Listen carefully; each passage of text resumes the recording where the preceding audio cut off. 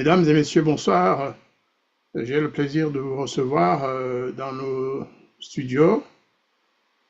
Mis à part le fait que l'information que je vais porter à votre connaissance, que vous connaissez certainement déjà d'ailleurs, que ce n'est pas une information qui nous fait plaisir de présenter, mais nous devons parfois passer au-delà de ce que nous souhaitons. Nous parlerons tout à l'heure.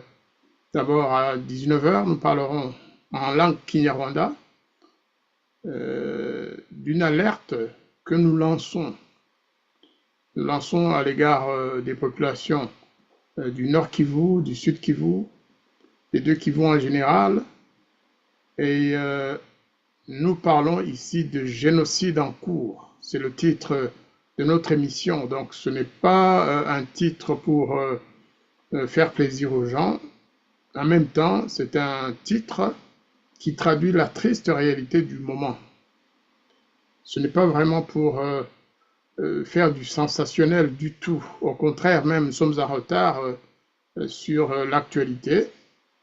Sauf que, étant en vacances pour quelques jours, je n'ai pas eu l'information en heure et, je veux dire, en temps et en heure. Mais il n'est jamais trop tard pour alerter. Parce que beaucoup de collègues, qu'ils soient congolais, rwandais ou autres, m'ont déjà précédé pour alerter l'opinion, pour alerter notre public commun. Il se fait effectivement que dans le Nord Kivu, en particulier à Goma, les rafles se poursuivent et se multiplient par les RDF et M23 qui occupent la ville de Goma depuis plusieurs mois déjà, depuis 4 mois. Eh bien, ils n'ont cessé de poursuivre leurs rafles. Aujourd'hui, leur cible principale, ce sont les populations Hutus du Nord Kivu, de la ville de Goma en particulier, mais aussi les réfugiés Hutus rwandais qui sont à Goma, qui ont les papiers du HCR ou qui ne les ont pas, parce que le HCR ne les a pas délivrés en temps et en heure, parce que tout simplement, ces gens, depuis la prise de Goma, ils ne retrouvent pas leurs affaires. Tout juste, certains ont-ils pu conserver leur carte d'identité rwandaise ou d'emprunt congolaise. Et le problème, c'est que maintenant, le M23 RDF, qui ils prétendent en effet, depuis le début de cette guerre, que leur guerre vise à libérer les Banyarwanda, les Tutsis en particulier. Quant aux Banyarwanda non Tutsis, ils peuvent aller ailleurs. Aujourd'hui, on le sait, il y a un plan macabre pour exterminer ces populations du Nord Kivu d'origine Hutu, systématiquement. C'est déjà commencé depuis la prise de Goma et même avant, dans le Massissi et dans le Rutshuru et dans d'autres cités ou villages où habitent majoritairement les Hutus. Comme je vous l'ai dit, ils se sont attaqués aussi principalement aux réfugiés Hutus rwandais qui sont dans le Nord Kivu principalement, parce que dans le Sud Kivu, même s'il y en a, ils sont un peu plus loin que la ville de Bukavu. Ils sont à la campagne, ils sont dans les villages. Ils se sont, pour la plupart, mariés avec les populations congolaises. Il est parfois difficile de les distinguer parce que ce sont des populations bantoues qui ont trouvé leurs parents en RDC. Même s'ils souhaitent rentrer chez eux, mais pour beaucoup, ils ne peuvent même pas rentrer, au risque de casser leur famille, parce que leur famille est devenue rwando-congolaise pour la plupart de ces réfugiés. Mais s'ils avaient la possibilité de rentrer en sécurité dans leur pays, eh bien, je pense qu'ils le feraient volontiers. Et s'il y avait la paix dans la région, pourquoi pas, ils pourraient vivre sur les deux rives de la Rusizi ou du lac Kivu. Ailleurs, ça se passe comme ça. Quand vous avez un parent au Canada, que vous êtes américain, vous pouvez aller lui rendre visite quand vous voulez et vice-versa. Quand vous avez des parents belges, alors que vous habitez Paris ou que vous habitez Lille ou que vous habitez d'autres villes de la frontière, vous pouvez traverser quand vous voulez. C'est ce qui serait souhaitable pour notre région, mais nous avons affaire à des gens assoiffés de sang, des gens qui n'en sont pas à leur premier génocide. Je parle là de l'armée de Paul Kagame, les RDF, avec leurs supplétifs du M23 et de l'AFC. Donc, ce que nous voulons faire ce soir avec cette courte émission, d'abord, c'est de vous montrer quelques images que nous avons tirées du compte X Twitter de notre ami Ombenya Mombeza. Nous en avons beaucoup d'autres, mais nous avons préféré utiliser son compte parce que c'est plus sûr pour nous, c'est un partenaire et nous pouvons utiliser son X à volonté. Surtout que lui, il a peut-être les moyens de se renseigner, de s'informer plus rapidement. C'est un grand journaliste, présentateur d'émissions sur YouTube. Eh bien, il a beaucoup d'informations que nous n'avons pas nécessairement au même moment et nous le remercions d'avoir mis son compte Twitter à notre disposition. Nous allons donc voir quelques images. Vous verrez le fameux Willy Ngoma, le Rwando-Congolais ou le Congo-Rwandais. On ne sait pas ce qu'il est vraiment ni qui il est. Comment il traite les réfugiés rwandais, les Hutus congolais, les Hutus rwandais, comme du bétail. Il les traite comme du bétail. Ces gens ont passé des nuits et des jours assis sur un terrain, on ne sait pas lequel, de football peut-être, et ils sont vraiment traités comme des animaux. Ça rappelle les rafles qu'on a connues dans les années 40, en France ou ailleurs, la rafle des Juifs en Europe.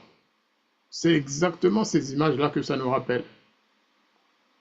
Lorsqu'on dit que des Hutus ont été déportés, ou que des Noirs ont été déportés d'Afrique vers les Antilles ou vers les États-Unis d'Amérique dans la cale de bateaux, comme du bétail, certains disent non, il ne faut pas utiliser le terme déportation, c'est réservé seulement à la déportation des Juifs, à l'Holocauste. Non, nous avons le droit, nous qui avons subi ces déportations et qui continuent contre nos peuples, nous avons le droit de parler de déportation. Vous allez voir les images, c'est vraiment du bétail. Et après ces images, l'information principale que nous avons reçue, c'est que tous ces gens, après qu'on leur ait retiré les pièces d'identité, après que les soldats Tutsis du M23 aient promis de les renvoyer chez eux au Rwanda, parce que ce ne sont pas des Congolais, dans cette logique, on ne comprend plus rien. Les mêmes qui promettaient de venir libérer les Banyarwanda, Kagame qui promet d'avoir envahi le Congo pour libérer les Banyarwanda, principalement les Tutsis, eh bien, ils sont en train de choisir entre les bons Banyarwanda et les mauvais Banyarwanda. Les bons Banyarwanda, c'est les Banyarwanda Tutsis, d'après eux. Les mauvais Banyarwanda, c'est les Banyarwanda Hutus. Vous allez voir, malheureusement, on n'entend pas tout ce qu'ils disent. Hein. Mais à un moment donné, on entend Willy Ngoma dire tiens, c'est un Hutu qui est venu du Rwanda. Peut-être qu'il a commis un génocide, peut-être qu'il a participé au génocide de 1994, comme ça, de but en blanc. Donc pour eux, tous les Hutus de cette région, alors même qu'aucune enquête n'a été faite sur les faits concernant cette personne, surtout que la plupart des jeunes arrêtés, qui sont traités justement comme du bétail, ce sont des jeunes de moins de 35 ans, qui n'étaient certainement pas au Rwanda, ou qui même s'ils sont nés au Rwanda, n'avaient pas l'âge de participer à quelque génocide que ce soit. Et puis, Willy Ngoma, ce n'est pas un juge. Donc, ça a été suivi, comme je vous dis.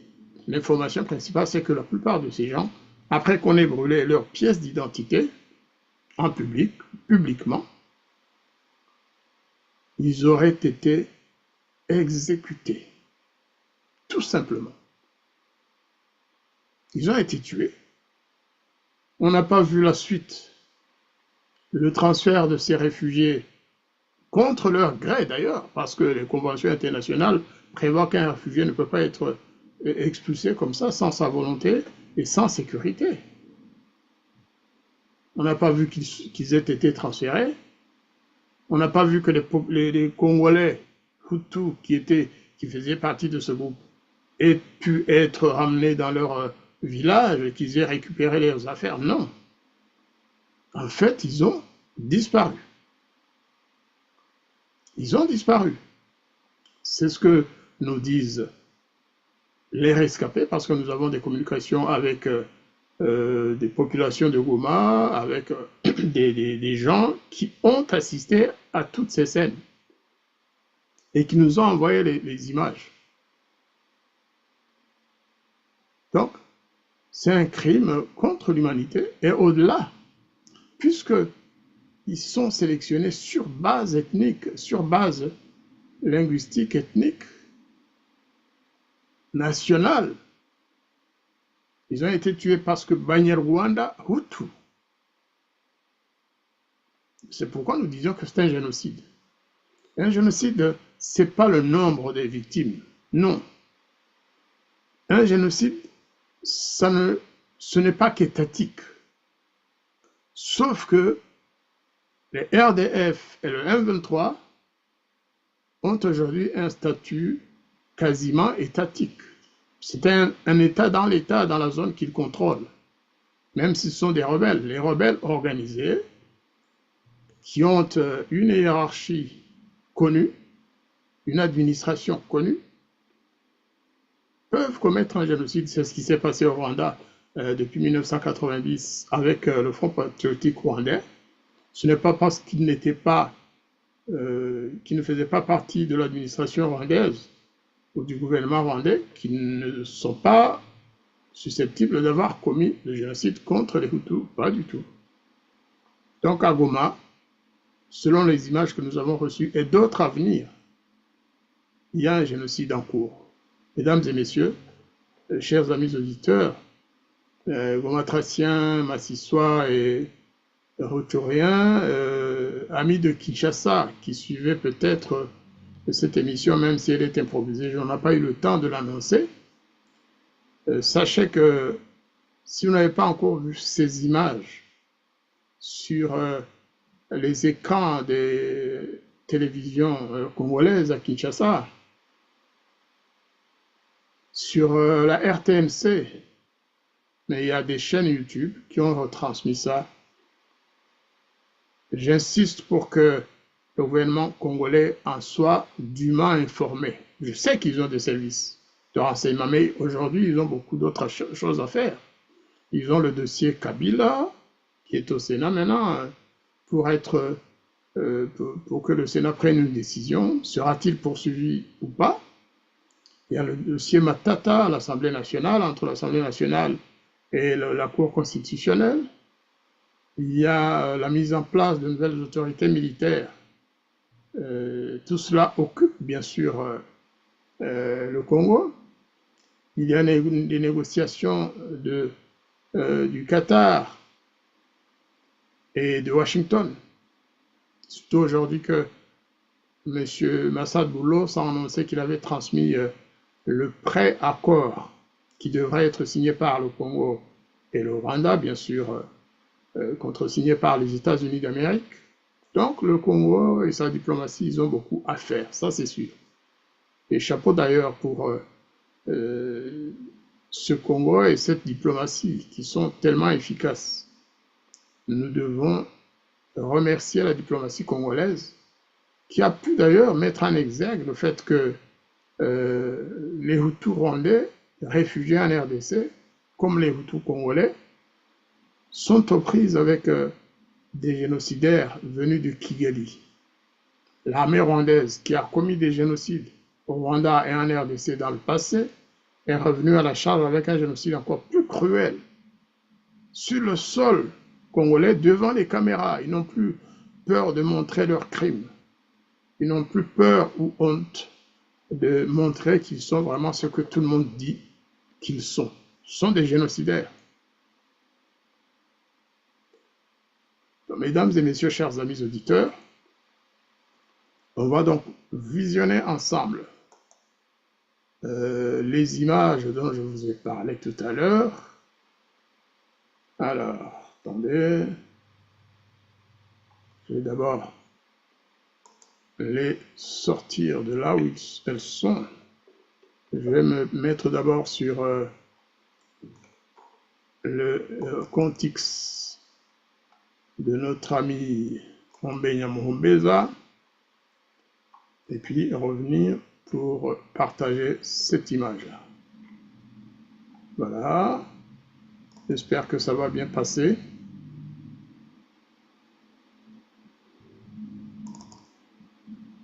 Voilà, là, celui que vous voyez ici sur l'écran, c'est Monsieur Willy Ngoma, de triste mémoire.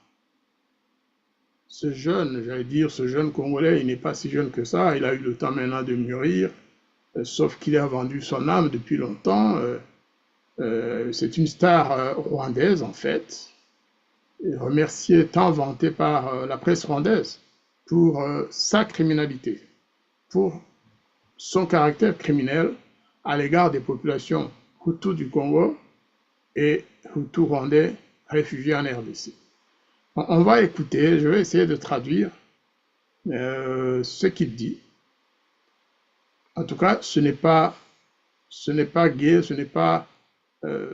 franchement, on n'a pas... Si je pouvais ne pas écouter ce qu'il a dit, je m'en priverais. Mais il faut alerter, il faut que les gens sachent que le M23, dont il est le porte-parole, un des porte-paroles, le plus virulent, le plus engagé depuis le début de cette guerre, et écoutez ce qu'il va dire.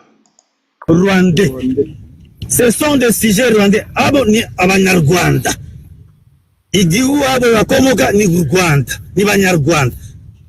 Ariko bafite inangamuntu y'Kongo. Okay, tunataka bauliza wote biko na carte d'identité ya Kongo basimamishe yule. Alors, M. Willy Ngoma, il dit, vous l'avez compris, il a parlé en français et en Kinyarwanda et en Swahili d'ailleurs, parce qu'il navigue à travers toutes ces langues facilement. Il dit, tous ceux que vous voyez là, ce sont des Banyarwanda. Ils ont des cartes d'identité congolaises, des cartes d'identité rwandaises. C'est ça le crime dont ils sont accusés. Comme Willy Ngoma. Willy Ngoma a peut-être même plus de cartes d'identité parce qu'il était aussi ougandais, parce qu'il est rwandais en même temps que congolais. Tout cela est connu. Parce que le M23, c'était un mouvement rwandais. Nous le savons, la plupart de ses dirigeants, à part justement quelqu'un comme Willy Ngoma qui est rwandais en partie, eh bien ce sont des Rwandais. Ce sont des Rwandais. Ou alors des Congolais d'origine rwandaise, mais qui ne sont pas vraiment attachés à la RDC, au Congo, qui sont venus pour occuper une partie du territoire congolais. Donc il leur demande de mettre la main en l'air et de montrer leurs pièces d'identité.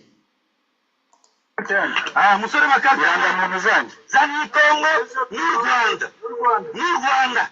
Yes. Alors il demande d'abord la carte d'identité rwandaise.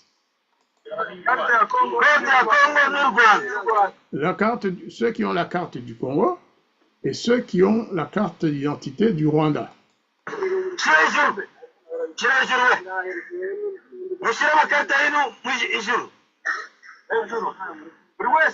Alors il dit, mettez les cartes en l'air. Ari abanyarwanda none se umusaza hano afite imyaka ingahe y'umunyarwanda ariya 78 nimbese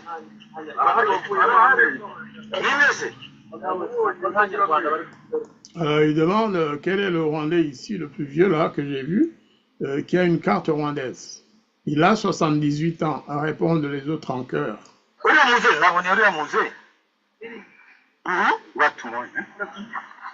Et les journalistes, évidemment, accompagnent Willy Ngoma. C'est des journalistes soi-disant, mais c'est des militaires du M23. Ou ceux qui l'ont rejoint après. Certains d'ailleurs viennent du Rwanda. Ils traversent la frontière pour rejoindre leurs amis M23 à Goma. Mais ils vivent sur les deux frontières.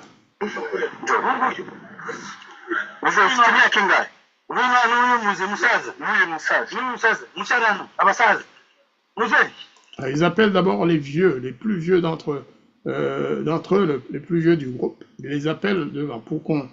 Vous voyez ce que ça veut dire? Moussaza, Mouzé, le vieux. C'est quelqu'un qui a peut-être plus de 70 ans. Et pour le M23, c'est très probablement un génocidaire.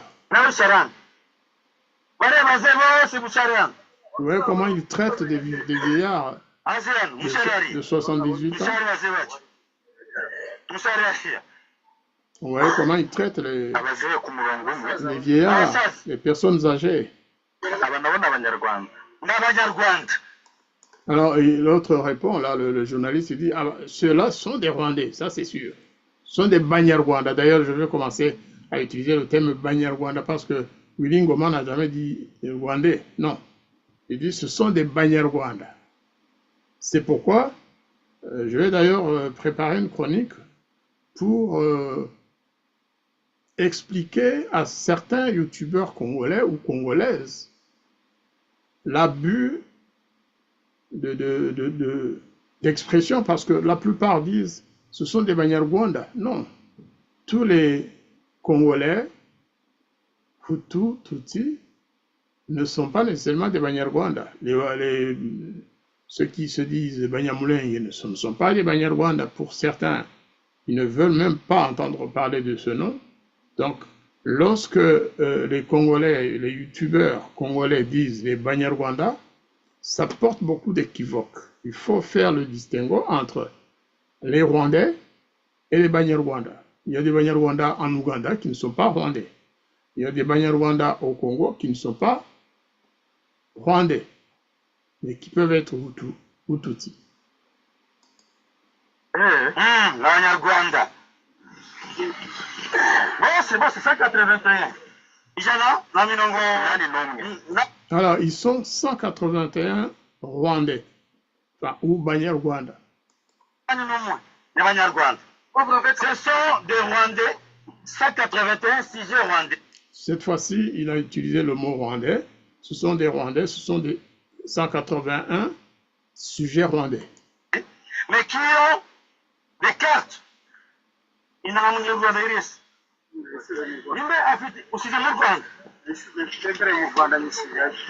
a laissé sa carte d'identité du Rwanda au Rwanda. Mais il a une carte d'identité au Congo. Alors, comme je vous l'ai dit, je n'ai pas beaucoup de plaisir à montrer ces images. Ce sont des frères qui sont exposés dans un stade comme du bétail. L'essentiel, c'est que vous avez vu ces images.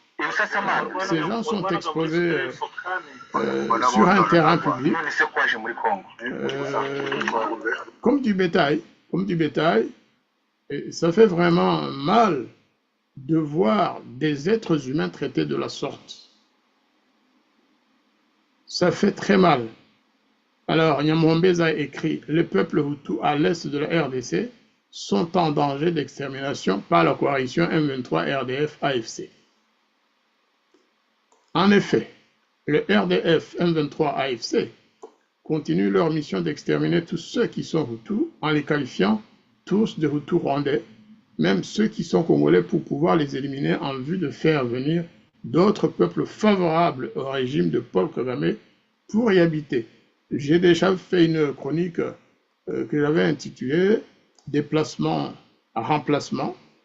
Et c'est ce qui est en train de faire, parce que tous ces gens, ces jeunes Congolais Hutus, qui ont été éliminés, parce que là, ils vous montrent 181 personnes, mais à côté, le terrain est plein. Ça, c'est un groupe qu'ils ont mis ensemble, mais ils sont des milliers à avoir été rassemblés dans un terrain, ensuite triés, et ils ont disparu en réalité.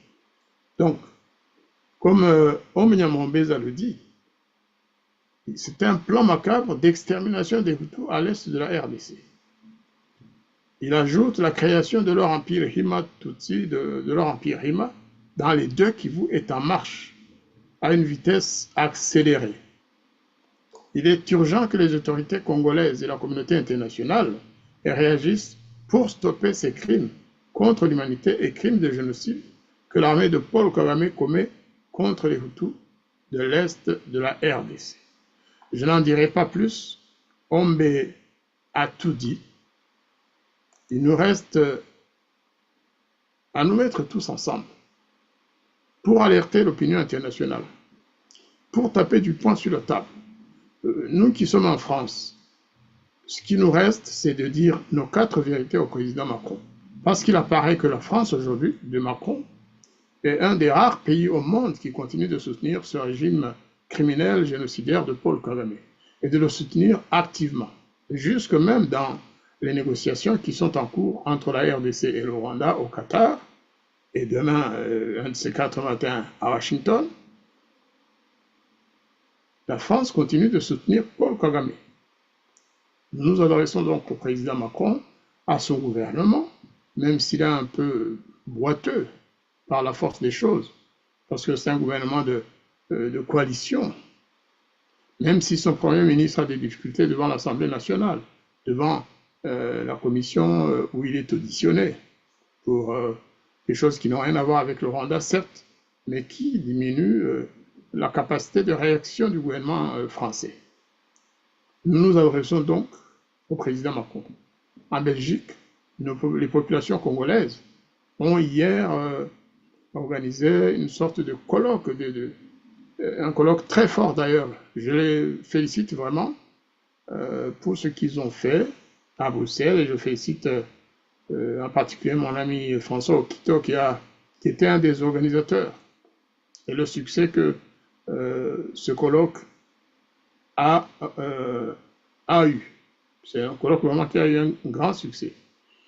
Il est souhaitable que nous puissions tous participer à cette alerte pour que le monde sache qu'aujourd'hui, dans l'est de la RDC, aujourd'hui, dans ce territoire occupé par l'armée rwandaise et ses supplétifs du M23 et de l'AFC, voire de l'ADF, parce que les choses commencent à devenir claires, qu'il se commet donc un génocide contre les populations Hutus et Bantous en général, parce qu'au-delà des Hutus, il y a aussi des rafles. J'utilise le mot rafle exprès. Il y a beaucoup de rafles de Congolais et de Rwandais réfugiés qui finissent non pas dans les fours crématoires, parce que ça c'est exclusif, sauf qu'on a aussi connu des fours. Les fours crématoires, le FPR a utilisé des fours crématoires dans le génocide qu'il a commis contre les Hutus depuis 1990. Les corps étaient brûlés dans des fours préparés à l'avance, dans le parc Akagera et même plus loin. Donc on a le droit vraiment d'utiliser le terme four crématoire. Je ne vais pas rester longtemps pour la partie française. Vous avez vu la description de cette émission. La première partie se fait en français. Et dans quelques minutes, nous allons recevoir une invitée de marque qui va cette fois-ci parler de ce phénomène, de ce génocide qui est commis contre les Hutus rwandais et congolais actuellement. Il est urgent que le gouvernement congolais tienne compte de l'existence d'organisations rwandaises de défense des droits humains. Il est urgent que, à Kinshasa, on se rende compte que travailler seul à seul avec le gouvernement de Kagame ne va pas faire avancer les choses, au moins dans le domaine des droits humains, parce qu'il y a des éléments que nous possédons, il y a des enquêtes que nous avons menées, il y a des documents que nous possédons que peut-être Kinshasa n'a pas. Donc nous devons travailler en symbiose, en synergie. Nous ne sommes pas un gouvernement, mais nous sommes des organisations dont il faut tenir compte. De toute façon, même demain, pour qu'il y ait une paix durable dans la région, il faudra bien que les pays de la région tiennent compte des organisations de la société civile. En l'occurrence, nous sommes prêts à continuer parler de ce drame qui se mène à ciel ouvert en RDC, tous ces crimes commis par l'armée rwandaise et ses supplétifs congolais ou autres, nous allons continuer à en parler, nous allons continuer à faire connaître la situation en RDC, même si ça comprend des risques, nous savons. Mais nous continuerons à le faire. C'est pourquoi nous souhaiterions quand même que Kinshasa continue de tenir compte de ce que nous faisons.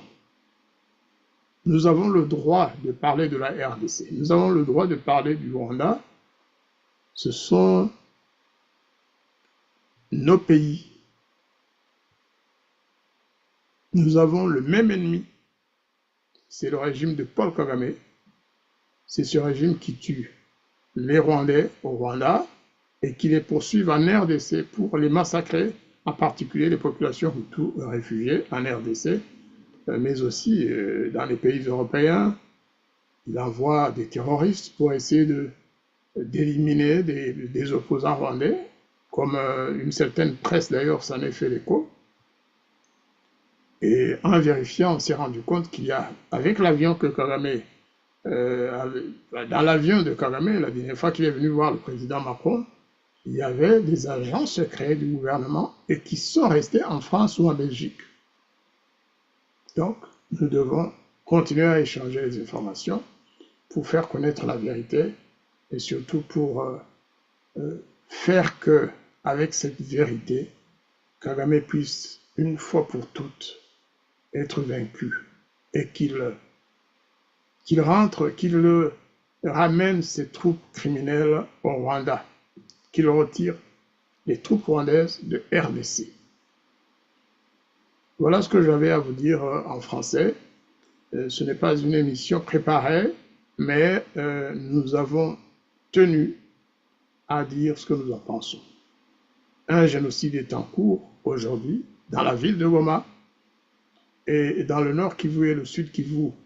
De manière générale, un génocide contre les populations congolaises Hutus et les réfugiés Hutus rwandais. Je vous remercie d'avoir suivi cette émission en langue française et nous allons passer maintenant à la partie Rwanda.